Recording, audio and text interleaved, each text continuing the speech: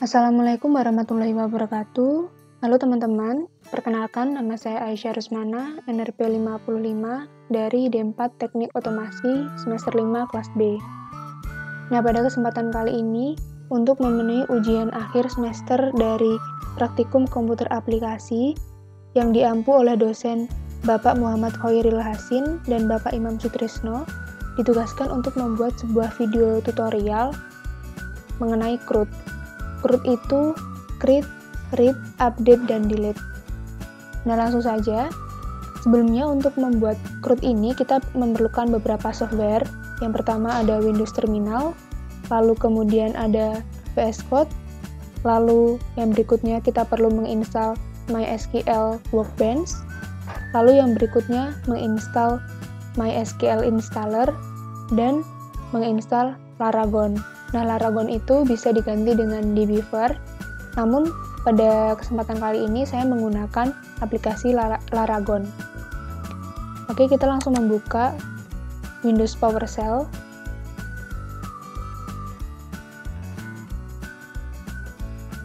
Nah, di sini saya bakalan mengetikkan project saya, namanya CD Aisyah Project, lalu kemudian CD Aisyah Test, lalu mengetikkan kode spasi titik. Nah, kode spasi titik ini itu nanti bakalan terhubung langsung ke VS Code, jadi otomatis langsung membuka VS Code-nya.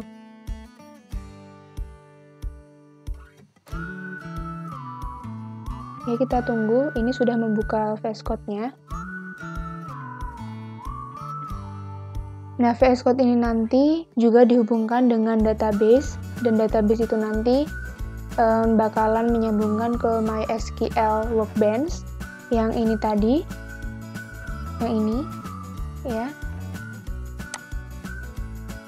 Nah, di sini saya sudah membuka VS Code ya.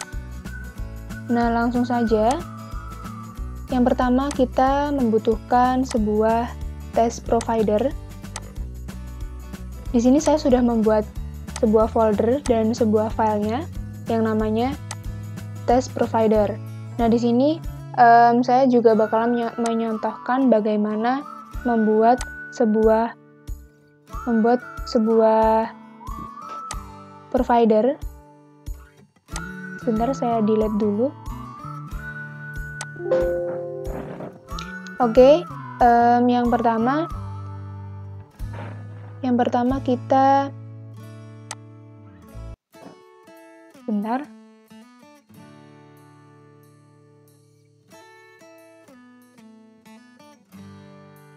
Nah, sudah.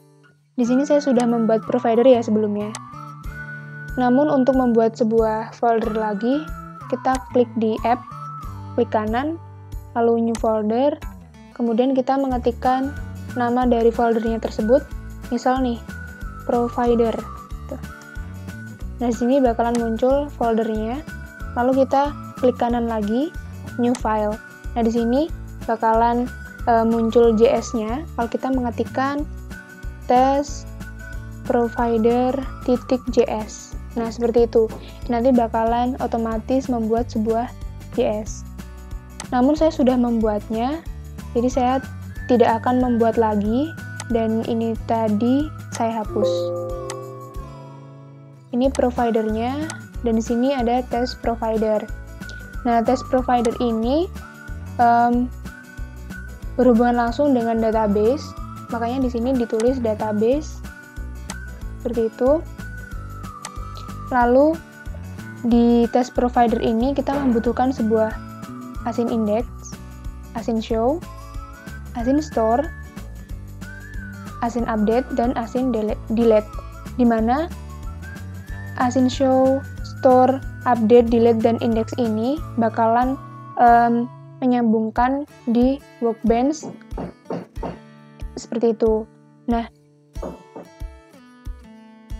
jadi untuk semua async ini, untuk async index, show, store, update, delete itu sangat berpengaruh di MySQL Workbench nanti, dan program satu dengan program yang satunya itu sangat berpengaruh ya, dan ini berbeda satu sama lain. Jadi di index ini menggunakan test dan select. Kemudian untuk async show ini menggunakan select, where, dan kemudian ada first-nya ini. Untuk store menggunakan tabel dan insert, di mana insertnya ini ada ID dan name. Lalu untuk update, di sini ada where dan update, di mana where ini untuk yang ID dan update-nya untuk mengupdate sebuah nama. Kemudian untuk yang delete, ini ada where dan delete. Jadi program ini sangat berpengaruh nantinya, meskipun hanya titik dan koma itu juga sangat berpengaruh. Spasi ataupun tidak ada spasi itu juga sangat berpengaruh, jadi harus diperhatikan untuk yang programnya ini. Lalu yang berikutnya kita beralih ke INF, ya seperti ini. Nah, INF ini programnya sudah ada langsung otomatis dari VS Code-nya sendiri, dimana untuk yang portnya itu 333, terus kemudian DB connection-nya MySQL, lalu DB host-nya 127.0.1, dan DB port-nya 330, DB user menggunakan root, dan di sini DB password-nya ini berhubungan dengan MySQL Workbench. Saya sudah melakukan konfigurasi, jadi di sini sudah saya tulis. Lalu untuk yang database-nya menggunakan SimDB. Untuk yang selebihnya itu mengaturnya sudah default-nya dari VS Code. Lalu kita beralih ke Root.js. Root.js ini ada di start, kemudian ada di Root.js. Nah, untuk di Root.js ini yang atas merupakan default-nya dari VS Code. Nah, biasanya yang pertama itu hanya ada root on sampai root post ini ya. Nah, pada Root.js ini, yang semula ini adalah to diganti menjadi index, karena dari pengaturan awalnya tadi sudah menggunakan index. Lalu untuk yang root post, yang show sampai delete ini sebenarnya sama saja, cuman yang membedakan hanyalah /show, /store, /update, dan /delete. Dan kemudian yang di belakangnya sendiri ini juga diubah sesuai store, show, store, update, dan delete. Ya, seperti itu. Nah, setelah selesai di Root.js, kita beralih ke test controller, di mana test controller tersebut terdapat pada app yang controller. Nah, di sini ada test controller. Kita klik yang ini. Nah, di sini juga kita membuat sebuah program yang nantinya akan terhubung pada MySQL Workbench untuk yang CRUD-nya. Nah, di mana ini test controller dan test provider tadi programnya berbeda ya. Nah, di sini juga ada test provider karena di sini foldernya test provider. Kemudian ini sama, async index, show, store, update, dan delete. Namun, program yang di dalamnya ini itu berbeda. Nah, seperti ini. Jadi di sini yang membedakan hanya index, terus kemudian show, store, update, dan delete. Untuk yang program di awal dan di akhir ini sama, yang membedakan hanyalah nama-namanya aja. Dan kemudian yang di bawahnya ini modul export ini sesuai dengan nama foldernya test controller. Pada test provider tadi juga ada modul exportnya, dan ini juga sesuai dengan nama di filenya test provider, jadi sesuai nama filenya. Nah, setelah selesai di test controller, kita beralih ke start lagi ke app. Nah, di sini app ini kita akan mematikan sebuah shield, di mana shield ini kita matikan agar tidak terjadi error nantinya di Postman dengan cara dikasih slash atau garis miring 2 di depan sebuah namanya ini. Ini untuk yang shield-nya kita matikan. Lalu yang berikutnya kita beralih ke kernel.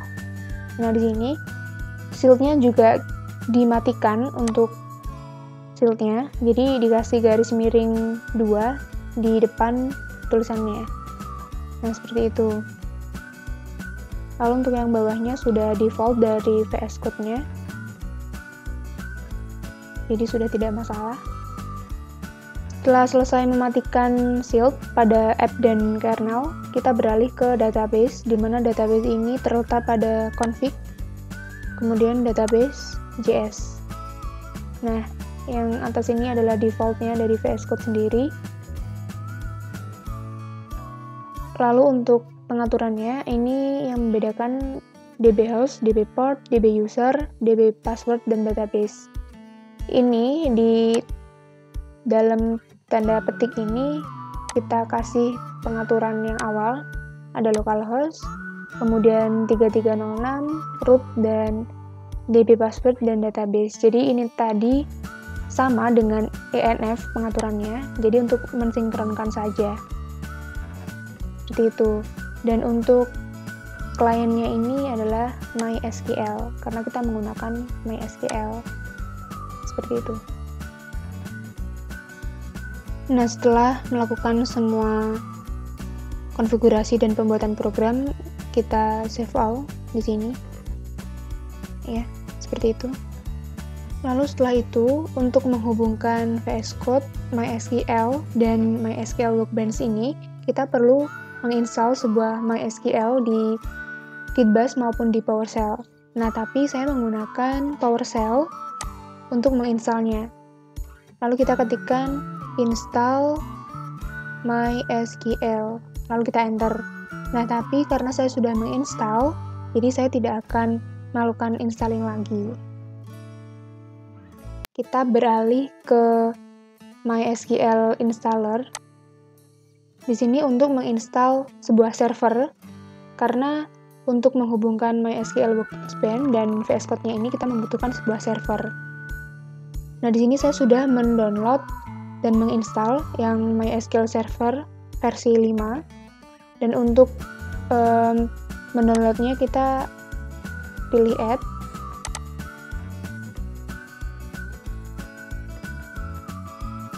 Sebentar, masih loading. Nah, di sini ada MySQL Server. Kita pilih yang plus. MySQL Server. Nah, di sini ada versi 8, 5, dan 5.7 dan 5.6. Nah, saya menggunakan yang 5.7. Nah, di sini karena saya sudah menginstal yang versi 5.7, makanya tidak bisa. Seperti itu. Ini saya belum menginstal, makanya bisa ya diklik. Nah, karena saya sudah menginstal, jadi saya tidak perlu melakukan installing lagi.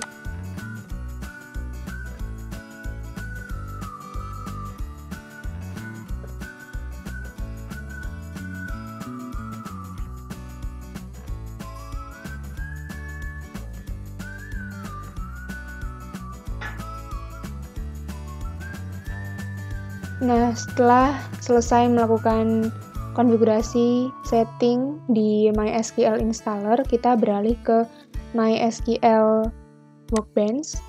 Nah, sebelumnya saya sudah melakukan pengaturan juga untuk connection-nya. Jadi langsung saja. Nah, di sini ada SimDB, di mana SimDB ini bisa kita ubah namanya dengan mengklik 2 kali. Lalu di sini ada tombol untuk merename namanya tersebut. Di sini menggunakan SimDB sesuai pengaturan di VS Code tadi. Lalu di sini saya juga sudah membuat sebuah tabel diagram. Kita klik 2 kali, lalu akan muncul seperti ini. Nah, ini saya sudah membuatnya juga, di mana tes ini berasal dari table ini ya. Place a new table. Lalu saya akan klik 2 kali untuk melihat pengaturannya. Nah, di sini sudah tampil ya. Table name-nya saya beri test sesuai dengan pengaturan di VS Code tadi, di mana name yang pertama ini saya beri nama ID dengan tipe datanya int. Dan ini pengaturannya ya. Untuk mencetaknya ada di PK, NN, Win, dan AI. Dan untuk yang name-nya ini, data tipenya varchar, dan angkanya ini adalah 255. Seperti itu.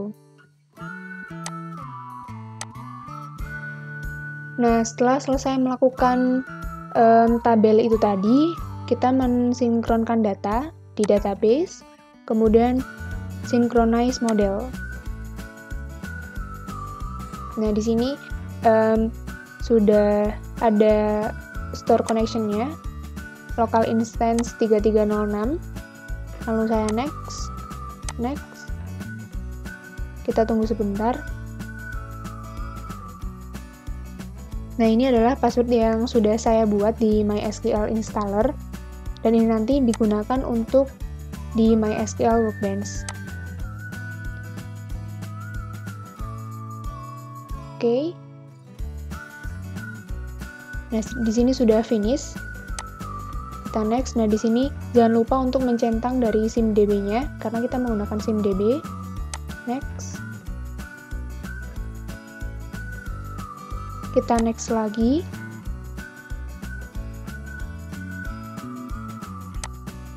Dan yang terakhir adalah execute.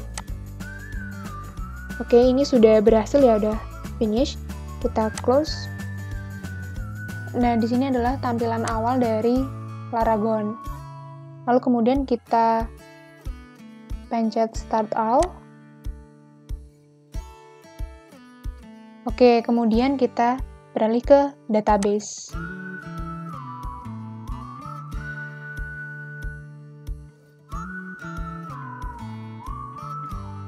Nah, di sini kita memasukkan password yang sudah kita setting di MySQL server tadi.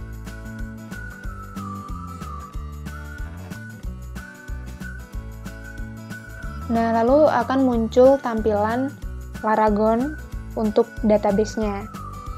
Untuk mengisi database-nya, kita klik tes, kemudian kita pilih data. Nah, di sini saya sudah memasukkan input database. Saya beri name 1, name 2, name 3. Ini untuk database-nya. Lalu setelah mengisi database ini, kita selanjutnya menyalakan Adonis-nya di VS Code. Sebentar.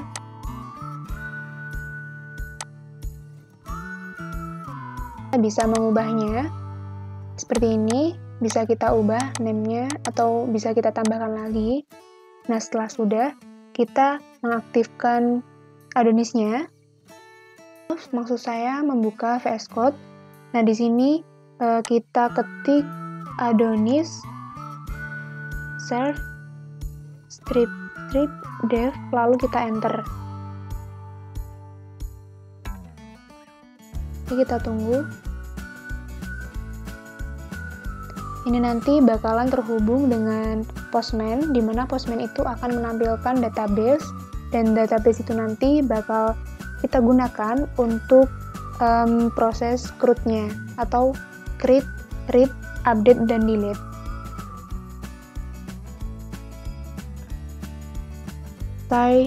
Untuk menunggu servernya, ini kita copy, lalu nanti akan di paste di Postman. Kita mengcopy, kita paste di URL ini, dan ini kita ganti ke post ya. Yang semula jadi get, kita ganti ke post, lalu kita ubah menjadi body, kemudian raw, kemudian ini kita pilih JSON. Nah, seperti itu. Setelah kita paste, ini kita tambahkan lagi /test seperti ini, lalu kita send. Nah, lalu di preview akan muncul tampilan data yang kita tulis di Laragon, dan ini hasilnya. Lalu kita akan mencoba satu persatu, mulai dari show. Kita akan mulai dari show. Untuk yang read dulu, dan ini test/show.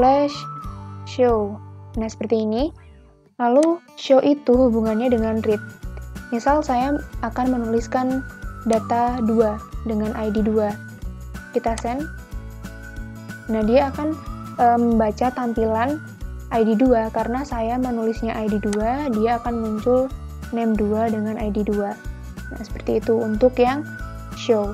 Lalu kita tes lagi dengan ID 1. kita send. Nah, dia akan membaca tampilan dari ID 1, yaitu name 1 dan ID 1. Kita coba lagi untuk yang 3. Oke, semisal saya menuliskan ID 10 karena tadi tidak ada. Nah, ini akan kosong karena di Laragon tadi tidak ada dengan ID 10. Seperti itu.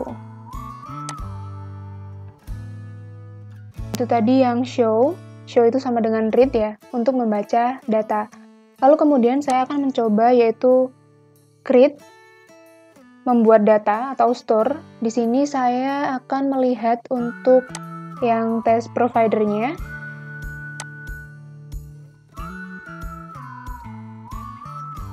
Nah, di sini ada tampilan ya untuk kita masukkan di Postman-nya.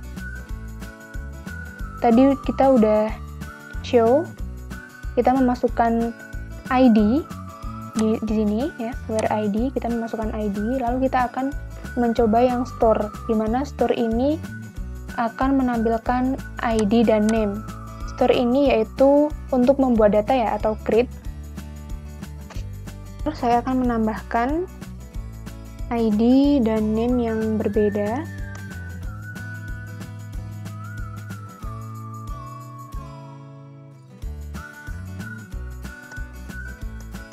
Dengan name, misal nih, name 9. Oke, lalu di sini kita ketik store karena dia create. Nah, di sini akan tertera data 5. Lalu untuk yang di Paragon, ini, mohon maaf, di Laragon, ini kita klik refresh. Nah, di sini akan muncul ID 5 dengan name 9. Nah, itu untuk yang create. Oke, kita akan mencoba sekali lagi. ID 7 dengan name 7, seperti itu. Kita samakan, store, lalu kita send. Oke. Kita pilih refresh. Nah, ID 7, name 7. Itu untuk store. Apa? Sebentar. Di sini untuk update-nya, kita memasukkan ID dan nama. Jadi, di mana ID ini yang sudah ada dan name ini untuk yang kita update. Nah, lebih jelasnya kita langsung praktek saja. Untuk yang update ini, jadi untuk ID-nya ini yang sudah tersedia di Laragon ini. Nah, semisal ini ID-nya 5, tapi kita ingin mengupdate namanya ini. Misal 5 menjadi 4 atau 5 menjadi 5. Seperti itu untuk update. Jadi untuk ID-nya itu tetap, dan untuk name-nya itu yang kita rubah atau yang kita update. Jadi ini saya akan rubah dengan ID 5, lalu name-nya ini akan kita rubah menjadi name 5, seperti ini. Lalu untuk post-nya kita ubah juga untuk update, kita send.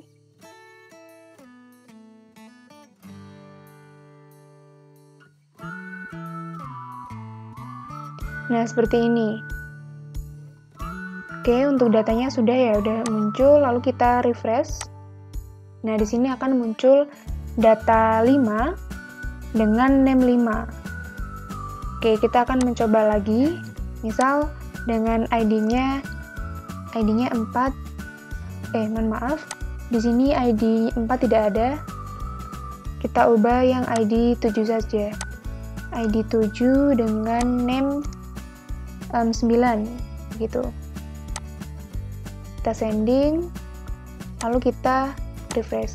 Nah, ID 7 dengan name 9 itu untuk update. Kita beralih ke delete, di mana delete ini yang kita masukkan hanya ID-nya saja. Jadi ketika ID-nya kita masukkan, otomatis ID dan name-nya itu akan terhapus juga. Nah, kita langsung saja ke Postman. Di sini saya hapus karena delete itu hanya memerlukan sebuah ID. Misal ID 2 yang kita delete. Di sini kita delete. Lalu kita send. Oke, kita beralih ke Laragon. Nah, di sini tadi kita ID 2 yang di-delete, kita refresh. Nah, di sini akan terhapus ID 2 dan name 2. Oke, kita akan mencoba sekali lagi. Misal ID 1 kita delete, kita send. Kita beralih ke Laragon, kita refresh. Dan ID 1, name 1 akan terhapus. Nah, seperti itu pemaparan CRUD atau create, read, update, dan delete dari saya. Apabila ada salah kata dan kekurangan, mohon maaf. Wassalamualaikum warahmatullahi wabarakatuh.